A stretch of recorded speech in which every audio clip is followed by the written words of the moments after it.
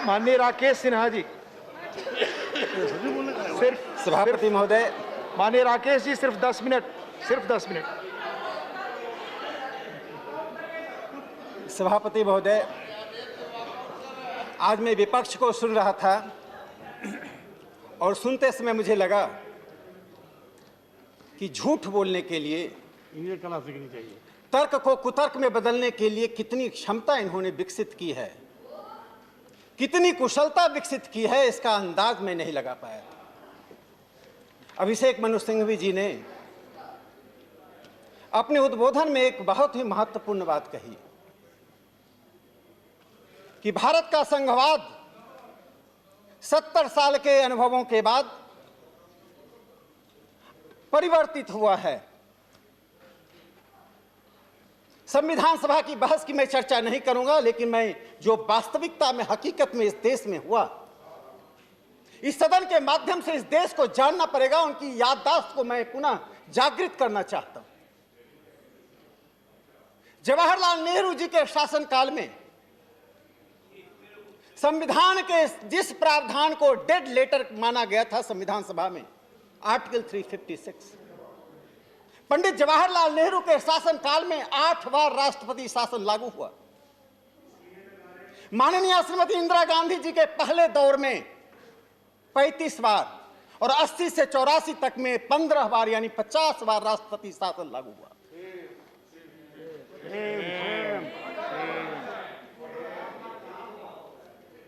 नरसिम्हा राव जी के शासनकाल में और मनमोहन सिंह जी के शासनकाल में 12 और 11 बार राष्ट्रपति शासन लागू हुआ। राजीव गांधी जी के शासनकाल में 6 बार राष्ट्रपति शासन लागू हुआ। अपवाद में सिर्फ लाल बहादुर शास्त्री हैं, जिनके शासनकाल में सिर्फ 1 बार राष्ट्रपति शासन लागू हुआ। जिस देश में चुनी हुई सरकारों को आप दूध में मक्खी की तरह निकाल कर फेंकते रहे और इस सदन में बैठकर आप लोकतंत्र का प्रवचन कर रहे हैं। मैं उस मुद्दे पर नहीं बोलना चाहता हूं अधिक।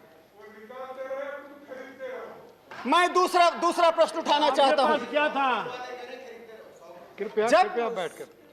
सभापति महोदय, जब मान्यता गलत हो जाती है किसी सिद्धांत की, wrong assumptions lead to the wrong conclusion. हम हाउस ऑफ एल्डर्स हैं, हमारी आयु चाहे कुछ भी हो, लेकिन पूरा देश यह अपेक्षा करता है कि कम से कम 25% हम दलीय सीमाओं से उठकर संविधान की बात करें, संसदीय जनतंत्र को समृद्ध करने की बात करें। देश हमसे अपेक्षा नहीं करता है कि उन मुद्दों पर जो राष्ट्रीय हित का मुद्दा है, जो दूरगामी रूप में कोई नहीं जानता कि 25 साल बाद दिल्ली में किसकी सरकार होगी, कोई नहीं जानता कि दिल्ली में जहां केजरीवाल साहब हैं वहां किसकी सरकार होगी। लोकतंत्र में कोई भविष्यवाणी नहीं कर सकता। यह देश तो रहेगा, बाबा साहब अंबेडकर का संविधान रहेगा। मैं उस मान्यता की बात करना चाहता हूं। सिंघवी साहब, ये बोलना है कि पूरी दुनिया में जहां जहां फेडरल सिस्टम है, सभी देशों के पास राजधानियां हैं। प्लीज बैठ। ऑस्ट्रेलिया की राजधानी कैनबरा से लेकर नेता विरोधी दल बोल रहे हैं। अमेरिका की राजधानी वाशिंगटन, नाइजीरिया की राजधानी अबूजा, इथियोपिया, बेल्जियम, आप किस देश का नाम लेना चाहते हैं? इन सभी देशों की राजधानियों को 2 भाग में हम बांटते हैं, एक फेडरल डिस्ट्रिक्ट, दूसरा एक नेशनल कैपिटल टेरिटरी।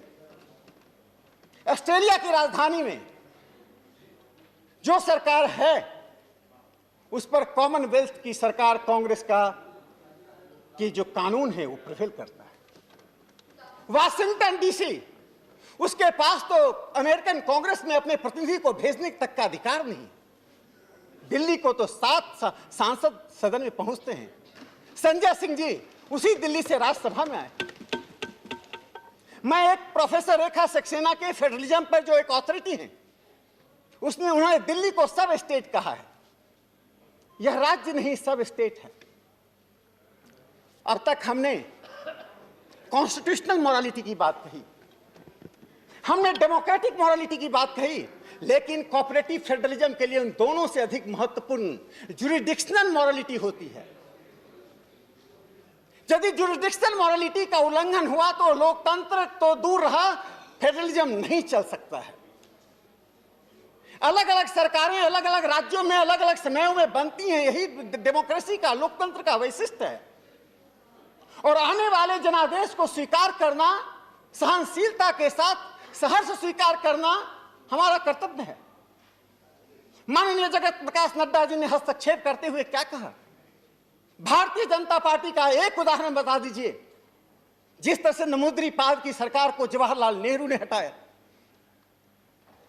जिस प्रकार आंध्र प्रदेश केरल में 6 बार सरकारें कांग्रेस ने हटाई। सिद्धार्थ शंकर रे बंगाल के गवर्नर थे, 67 से लेकर 72 तक बंगाल में क्या हुआ? बंगला कांग्रेस सीपीएम सीपीआई की जो सरकार थी और गवर्नर के बीच जो युद्ध हुआ, बंगाल के लोग जानते हैं। सभापति महोदय, कभी कभी तथ्य ही आलोचनाएं बन जाती हैं, लेकिन मैं उससे आगे बढ़कर माननीय संजय सिंह जी ने एक बहुत महत्वपूर्ण बात कही कि दिल्ली की सरकार दुनिया की सबसे बेहतरीन सरकार है। थोड़ा मैं इस पर प्रकाश डाल दूं। मैं इस पर बोलना नहीं चाहता था, कहिए तो मैं चुप हो जाऊं, कहिए तो मैं चुप हो जाऊं। यदि आप सुनने की क्षमता रखते तो बताता हूं। दिल्ली हाईकोर्ट की जस्टिस गीता मित्तल और दूसरे जस्टिस हरिशंकर जी ने अपने जजमेंट में दिल्ली सरकार पर 2018 में क्या कहा था? करावल नगर के एक स्कूल में जहां 2600 छात्र हैं, वहां ना टॉयलेट की व्यवस्था थी, ना पानी की व्यवस्था थी। यह दिल्ली की सर्वोत्तम सरकार है जिसका संयुक्त राष्ट्र प्रशंसा करता है। मैं एक दूसरा उदाहरण दे रहा हूं। लाजपत नगर में, कालका जी में, बी ब्लॉक में एक सरकारी स्कूल है। उस सरकारी स्कूल की मंजिलें जर्जर हो चुकी हैं, 500 छात्र हैं, कभी भी बिल्डिंग गिर सकती है। और दिल्ली सरकार ने 5 सालों में क्या किया? 511 करोड़ रुपए एडवर्टाइजमेंट पर खर्च किया। मुंबई एडिशन के अंग्रेजी अखबार के फ्रंट पेज पर दिल्ली के स्कूल के रिजल्ट के विज्ञापन देने के पीछे दिल्ली सरकार की मंशा जो भी हो, मैं एक दूसरी बात करना चाहता हूं। 511 करोड़ में 2666 स्कूल के कमरे बन सकते थे। दिल्ली सरकार में अभी अरविंद केजरीवाल जी ने कहा राम राज्य लाना चाहते हैं। मुझे खुशी हुई राम राज्य का प्रयोग कर रहे हैं, लेकिन शराब का इक्वल डिस्ट्रीब्यूशन से राम राज्य नहीं आता है, पानी के इक्वल डिस्ट्रीब्यूशन से राम राज्य आता है। 24 साल की आयु को घटाकर 21 साल के लोगों को शराब पिलाकर, शराब की वैधानिकता देकर आप कौन सा राम राज्य दिल्ली में लाना चाहते हैं? मैं अरविंद केजरीवाल जी से पूछना चाहता हूं। सभापति महोदय, यदि एक बात होती दिल्ली सरकार की तो मैं कहता, यदि दिल्ली सरकार की, मैं एक बार दिल्ली जल बोर्ड जर्जर हो चुका है। दिल्ली में 12 कॉलेजेस हैं जो दिल्ली सरकार से फुल्ली एडेड कॉलेज हैं। मैं उस कॉलेज की व्यथा बता रहा हूं। जब दिल्ली में कोरोना से संक्रमित लोगों के कारण, लॉकडाउन के कारण लोगों को वेतन देने की बात चल रही थी कि हर किसी को वेतन दिया जाए, तो दिल्ली के कुछ कॉलेजों का मैं आंकड़ा देना चाहता हूं। राजगुरु कॉलेज में 4 महीने तक लॉकडाउन में कर्मचारियों को, शिक्षकों को वेतन नहीं मिला, सफाई कर्मचारियों को वेतन नहीं मिला, अदिति महाविद्यालय में वेतन नहीं मिला, महाराजा अग्रसेन कॉलेज में वेतन नहीं मिला, 12 कॉलेजों में वेतन नहीं मिला। जो मिला मैं बता रहा हूं, एक उदाहरण देना चाहता हूं। राजगुरु कॉलेज में आपके जमाने में नहीं मिला, जितना पैसा मिलना चाहिए था उसमें 23 करोड़ रुपया अभी तक कम मिला है। आप अनुमान लगाइए, वहां के सफाई कर्मचारी, वहां के सामान्य शिक्षक, उनका जीवन कैसे चल रहा होगा। सभापति महोदय, माननीय प्रधानमंत्री राकेश जी नरेंद्र मोदी जी ने कंक्लूड करिए, कंक्लूड करिए। प्रधानमंत्री नरेंद्र मोदी जी ने कोऑपरेटिव फेडरलिज्म की बात कही, आपने उसका माखौल उड़ाया। देखिए, हमारे झूठ बोलने से तथ्य नहीं बदलता है। इस देश में एक नेशनल डेवलपमेंट काउंसिल हुआ करता था।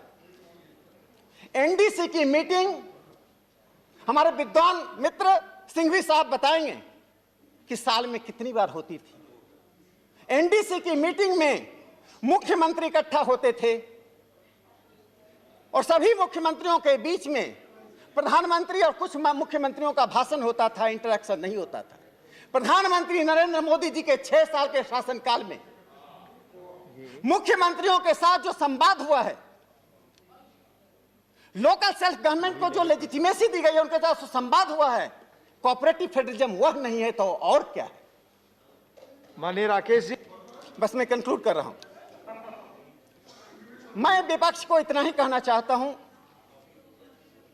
कि राष्ट्रीय राजधानी की दिल्ली यह देश की अस्मिता का प्रतीक है। महाराष्ट्र, पंजाब, बंगाल, असम, पूर्वोत्तर सभी लोग यहां आते हैं। दुनिया के सभी भागों से लोग यहां आते हैं। हम दिल्ली सरकार के अधिकार को नहीं छीन रहे हैं। हम दिल्ली सरकार के अधिकारों में कटौती नहीं कर रहे हैं। हम दिल्ली सरकार के साथ जो यूनियन टेरिटरीज के रूप में जो व्यवस्था हुई थी, माननीय राकेश जी प्लीज कंक्लूड। जो जुडिक्शनल मॉरलिटी का उल्लंघन हुआ था, उस उल्लंघन को समाप्त करते हुए please conclude now Rakesh ji. हम फॉर्मलाइज, औपचारिकता पूर्ण फॉर्मलाइज कर रहे हैं। मुझे लगता है यदि कांग्रेस पार्टी आज निहित स्वार्थ में सिर्फ विपक्ष की एकता के नाम पर इस प्रकार का व्यवहार कर रही है, तो आने वाला इतिहास उनके पुराने विरासत के लिए तो दोषी ठहराएगा, वर्तमान के लिए भी दोषी ठहराएगा। इन 3 पंक्तियों के साथ मैं अपनी बात समाप्त करता हूं। कुपथ जो पथ दौड़ाते पथ निर्देशक हुए हैं, लाज लगाती जिनकी कृति से धृति उपदेशक हुए हैं। मूर्त दम गढ़ने वाले शील विनय परिभाषा, मरण रक्त मुख से देते जन को जीवन की आशा। दिल्ली की दंगा का इंजीनियरिंग करने वाले लोग आज हमें पंथ निरपेक्षता, लोकतंत्र और संघवाद का उपदेश देते हैं, तो मुझे हंसी आती है। कृपया ऐसा ना करें, इतिहास आपको माफ नहीं करेगा। धन्यवाद। धन्यवाद। माननीय मंत्री जी का जवाब।